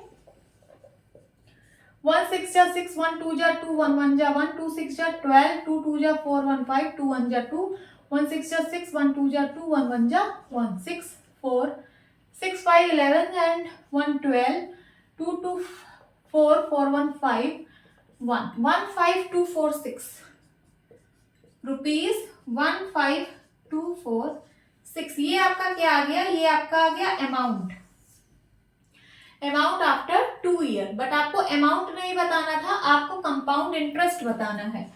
तो कंपाउंड इंटरेस्ट की वैल्यू कितनी हो जाएगी? Amount minus principal. ऐसे ही तो हम लोग कंपाउंड इंटरेस्ट निकालते हैं, अमाउंट में से प्रिंसिपल को सब्ट्रैक्ट कर दीजिए, वही आएगा। सो अमाउंट की वैल्यू आई 15,246 माइनस 12,600। चलिए सब्ट्रैक्ट करते हैं। 6 में से 0 गया 6, 4 में से 0 गया 4 एंड यहाँ है 2, यहाँ है 6, 12 में से 6 गया 6, यहाँ बचा 4, 4 में से 2 गया 2। सो कितना आ गया? ₹2,646। This is your answer. Okay, now time period and rate when interest not compounded annually. अभी तक हम लोगों ने जो फॉर्मूला पढ़ा वो था when interest is compounded annually, और वो फॉर्मूला था A is equal to P 1 plus R upon 100 की पावर n। बट अब हम लोग पढ़ेंगे when interest not compounded annually. इसके लिए वो फॉर्मूला चेंज हो जाएगा और वो चेंज होगा टाइम पीरियड और रेट में। टाइम पीरियड और रेट यहाँ पे बदल जाएगा। अब कैसे बदलेगा अभी हम लोग समझेंगे, उसके पहले समझते हैं कन्वर्जन पीरियड क्या है। तो the time period after which interest is added each time to form a new principal is called the conversion period. देखिए जब हम लोग कंपाउंड इंटरेस्ट निकाल रहे थे लॉन्ग मेथड से, फर्स्ट ईयर का इंटरेस्ट निकाला, फिर फर्स्ट ईयर का अमाउंट निकाला, जो फर्स्ट ईयर का अमाउंट आया वो दूसरे साल का प्रिंसिपल बन गया था, है ना। फिर दूसरे साल का जो अमाउंट आया वो तीसरे साल का प्रिंसिपल बन गया था। तो देखिए यहाँ पे इंटरेस्ट ही तो ऐड हो रहा था, इंटरेस्ट ऐड हो रहा था ना, तो हम नया प्रिंसिपल बना रहे थे। वहां पे जो नया प्रिंसिपल बन रहा था वो कितने टाइम पीरियड में बन रहा था? तो एक साल में। तो वो जो 1 ईयर था वो वहां पे कन्वर्जन पीरियड था। अब लेकिन यहाँ पे जब इंटरेस्ट कंपाउंडेड हाफ ईयरली या फिर इंटरेस्ट कंपाउंडेड क्वार्टरली होगा तो यहाँ पे कन्वर्जन पीरियड चेंज हो जाएगा। वहां पे 1 साल था, यहाँ पे कुछ और होगा। अब क्या होगा देखते हैं। तो when interest is compounded half yearly means अब हाफ ईयरली कंपाउंड हो रहा है इंटरेस्ट, तो 1 साल में कितने हाफ ईयर? तो 1 साल में 2 हाफ ईयर्स होते हैं कि नहीं? तो कन्वर्जन पीरियड कितना हो जाएगा? 2। कंपाउंडेड हाफ ईयरली का मतलब हुआ कि 6 महीने में जो आपका प्रिंसिपल होगा वो 6 महीने बाद आपका प्रिंसिपल फिर चेंज हो जाएगा। 6 महीने तक कुछ और प्रिंसिपल रहा होगा फर्स्ट 6 मंथ, उसके बाद सेकेंड 6 मंथ जो होगा उसमें प्रिंसिपल चेंज हो जाएगा। ठीक है, सो कन्वर्जन पीरियड कितना होगा 2 ईच आफ्टर 6 मंथ्स। ओके, और जो रेट होगा half yearly rate will be half the annual rate. जो एनुअली रेट उसमें दिया होगा उसका हाफ हो जाएगा। तो फॉर्मूला कुछ ये बनेगा, a is equal to P 1 plus r/2 हो जाएगा। क्या हो जाएगा r/2, रेट का हाफ हो गया इंटू 100 और कन्वर्जन पीरियड 2 हो जाएगा, तो यहाँ पे हो जाएगा 2n। And when interest is compounded quarterly, quarterly का मतलब डिवाइड बाई 4।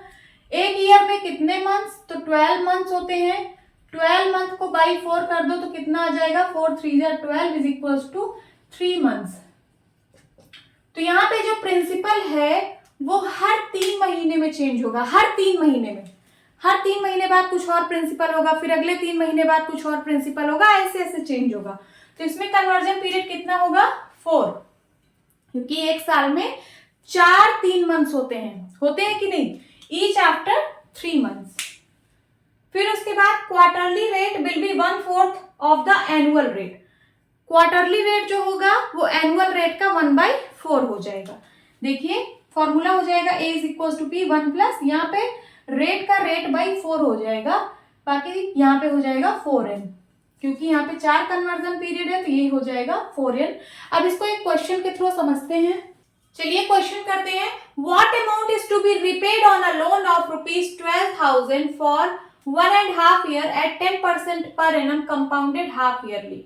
यहाँ पे देखिए लिखा है कंपाउंडेड हाफ ईयरली, तो हाफ ईयरली वाला फॉर्मूला अभी हम लोगों ने पढ़ा है। क्वेश्चन क्या कह रहा है कि कितना अमाउंट रीपे करना पड़ेगा जब लोन लिया गया ₹12,000 का। ₹12,000 का लोन लिया गया है 1.5 ईयर के लिए 10% पर एनम के रेट से, तो कितना अमाउंट रीपे करना पड़ेगा ये आप लोगों को फाइंड करना है।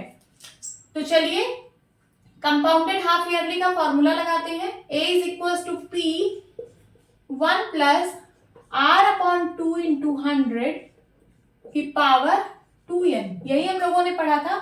यहाँ पे जो रेट है, ये चीज आप लोग ध्यान देना, ये जो रेट है ये पर एनम के हिसाब से है, रेट पर एनम के हिसाब से है, और ये जो n है ये ईयर्स में है। ये चीज आप लोग ध्यान देना, ठीक है। सो अमाउंट हम लोग को निकालना है। प्रिंसिपल की वैल्यू है ₹12,000, 1 प्लस r, देखिए r पर एनम में दिया है ना, तो 10/2 हो जाएगा इंटू 100 की पावर 2 इंटू n। n की वैल्यू यहाँ पे कितनी है, तो 1.5 ईयर्स। इसको 2 1 जा 2, 2 प्लस 1 3, 3/2 लिख सकते हैं ईयर्स, है ना। तो 2 इंटू 3/2 हो जाएगा, समझ रहे हैं। 2 से 2 कैंसिल, यहां आया 12,000, 0 से 0 गया, ये आया कितना 10 2 जा 20, 21 जा 20 एंड प्लस 1 21/20 की पावर 3, यही आया, इज इक्वल्स टू ₹12,000। 21/20 का क्यूब है, मीन्स 21/20 का मल्टीप्लाई 3 टाइम्स होगा। सिंप्लीफाई करिए, 3 0 से 3 0 कैंसिल, यहाँ बचा ₹12 इंटू 21 इंटू 21 441, 441 इंटू 21 यहाँ निकाल लेते हैं, कितना हो जाएगा 1 1 जा 1, 1 4 जा 4, 1 4 जा 4, 2 1 जा 2, 2 4 जा 8, 2 4 जा 8, 1 4 2 6, 8 4 12, कैरी आया 1, 9 2 6 1, 9 2 6 1, डिवाइड बाई 2 2 जा 4, 2 जा 8, 4 से कटेगा, 4 2 जा 8, 4 3 जा 12। अब इन दोनों को मल्टीप्लाई करा लीजिए, फिर डिवाइड बाई 2।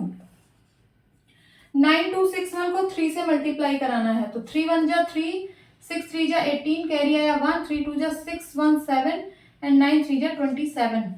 तो ये आ गया ₹27783 एंड डिवाइड बाई 2। डिवाइड कर दीजिए, आंसर आ जाएगा 27783 डिवाइड बाई 2। 2 1 जा 2 कट गया, देन 7 आया, 2 3 जा 6 1 7 आया, 2 8 जा 16, 2 9 जा 18 कट गया, अब 3 आया, 2 1 जा, यहाँ 3 है, 2 1 जा 2 होगा, 1 आएगा, देन पॉइंट लगाएंगे, 0 बढ़ाएंगे, 2 5 जा 10। ठीक है, तो कितना आ गया इसका आंसर? ₹13,891.5। ये आएगा आपका amount after 1.5 years when compounded half yearly. समझ में आया? ऐसे ही आप लोगों को करना है। Okay, this is your answer. Hope students आपको ये क्लास अच्छी लगी होगी। मिलती हूँ अपनी नेक्स्ट वीडियो में, तब तक के लिए bye bye and take care.